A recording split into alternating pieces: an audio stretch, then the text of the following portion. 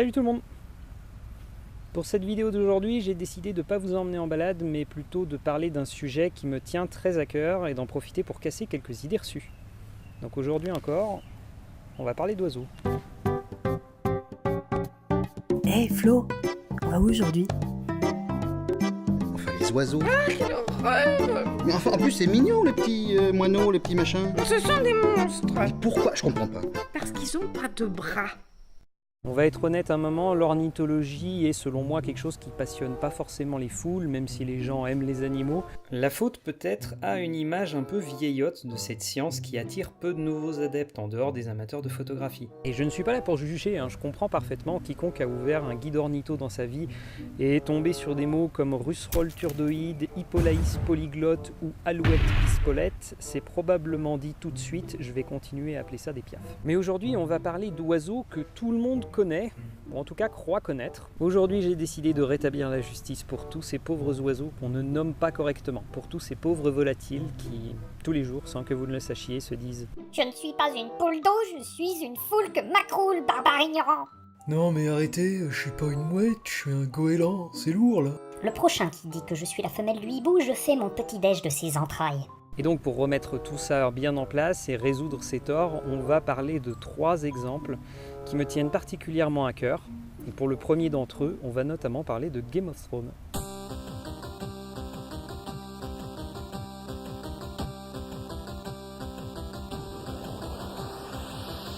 Que ce soit dans la littérature ou les films, on a souvent l'image du corbeau comme étant un annonciateur de malheur, silhouette sombre rôdant dans les cimetières, oiseau maléfique dévorant les yeux des morts sur les champs de bataille. Sauf que parler d'un corbeau tout court n'a pas vraiment de sens. Lorsqu'on utilise ce mot, généralement, on met dans le même sac plein d'oiseaux noirs de la famille des corvidés, dont font aussi partie le geai, le casse-noix et la pie. On va d'abord mettre de côté le corbeau-freux qui déjà se reconnaît bien grâce à son bec long et clair et son cri qui donne l'impression qu'il s'est coincé une patte dans une porte. Et on va s'attaquer tout de suite au cœur du problème avec la corneille et le grand corbeau. Et on comprend tout de suite pourquoi la confusion est facile, parce que physiquement, ça se ressemble.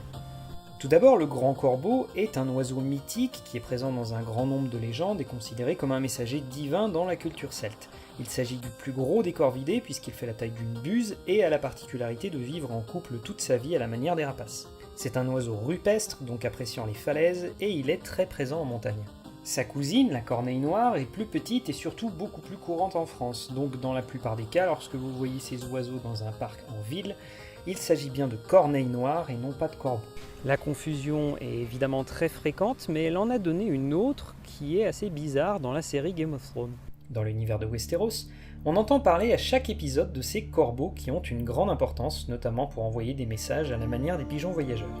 Et donc si vous suivez la série et que vous la regardez, je l'espère pour vous, en version originale, vous savez qu'on entend les mots Raven et Crow à toutes les sauces. I smell a crow. Send a raven for him. Dead crows. Three-eyed raven. En anglais, crow est un mot un petit peu large qui définit tous les oiseaux noirs des corvidés, un petit peu à la manière du corbeau en français, et il définit aussi la corneille noire sous son nom complet Carrion Crow. Le mot raven, quant à lui, définit une espèce bien précise, celle du grand corbeau. Dans la série, on entend donc parler des ravens qui servent à envoyer les messages, Did you send the ravens? qui ont donc été traduits par. As-tu envoyé les corbeaux? Et puis il y a aussi les surnoms que les wildlings, les sauvageons, le peuple qui vit au nord du mur, donnent aux membres de la garde de la nuit puisqu'ils les appellent les crows. Ce qui a donné en français. Bon, là on peut comprendre que les traducteurs aient gardé le même mot, crow, corbeau, c'est assez large, donc ça fonctionne encore. Et puis il y a cet oiseau étrange que Brandon Stark voit régulièrement dans ses rêves et qui semble lui transmettre d'étranges visions. Three-eyed raven. He's back. Littéralement le corbeau à 3 yeux, et cette fois-ci les traducteurs ont retourné leur veste et décidé de traduire ça en C'était la corneille à 3 yeux. Oh, come on! erreur de traduction ou choix délibéré du traducteur. De toute façon, la confusion entre corbeau et corneille n'est pas près de mourir vu la ressemblance des deux espèces. Mais c'est un autre corvidé qu'on va voir à présent qui souffre d'une confusion bien plus difficile à comprendre.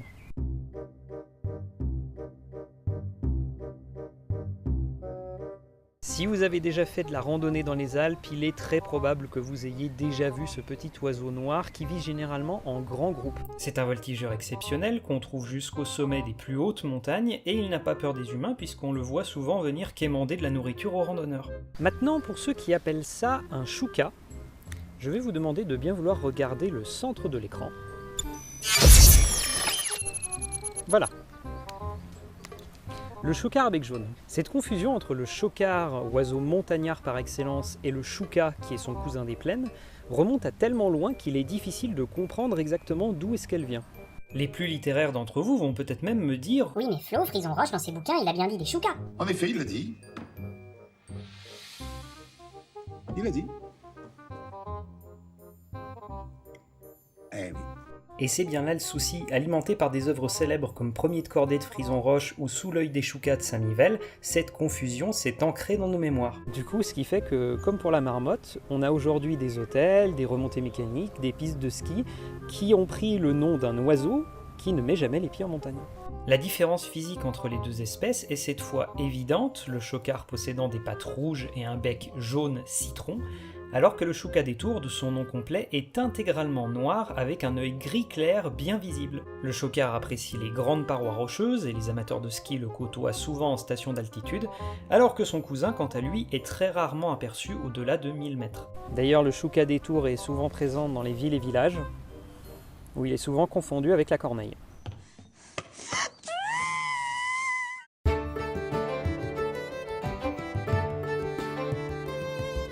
Vous l'avez vu venir celui-là, pas vrai?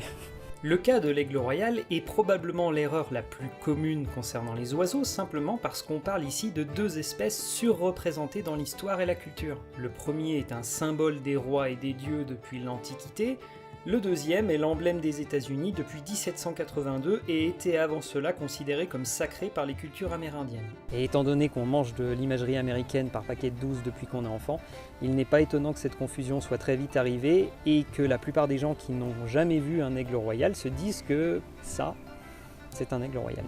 Mettons donc les choses au clair, ceci n'est même pas techniquement un aigle, mais un pigargue. Un pigargue à tête blanche, un rapace qui se nourrit principalement de poissons et qui vit exclusivement en Amérique du Nord. L'anecdote à propos de ce volatile, c'est que Benjamin Franklin estimait que c'était un mauvais symbole pour les États-Unis, étant donné qu'il trouvait l'oiseau lâche et paresseux. Du coup, il estimait qu'un meilleur symbole serait celui du dindon, ce qui aurait au moins eu le mérite de mieux ressembler à l'actuel président. L'aigle royal, quant à lui, est présent en Europe, en Amérique du Nord et en Asie, et on en compte presque 1200 dans l'ensemble des Alpes. C'est un super prédateur exceptionnel, grand chasseur de marmottes, qui avoisine les 2,30 m d'envergure. Même s'il préfère généralement des petits mammifères, il n'a pas peur de s'attaquer à des proies plus grosses, et on a déjà vu des jeunes aigles affamés s'attaquer à des chamois adultes. Voilà pour ces quelques erreurs populaires très courantes, n'hésitez pas à me dire dans les commentaires d'autres idées reçues que je n'aurais pas mentionnées. C'était un plaisir de parler de ces petites confusions, même si je ne doute pas qu'elles ont encore de beaux jours devant elles. Comme d'habitude, n'hésitez pas à vous abonner à la chaîne, à partager la vidéo et à laisser un pouce bleu. Voilà, j'espère que cette petite parenthèse vous aura plu. En attendant la prochaine vidéo, je vous souhaite de bonnes sorties en montagne, ouvrez les yeux et les oreilles, et je vous dis à bientôt.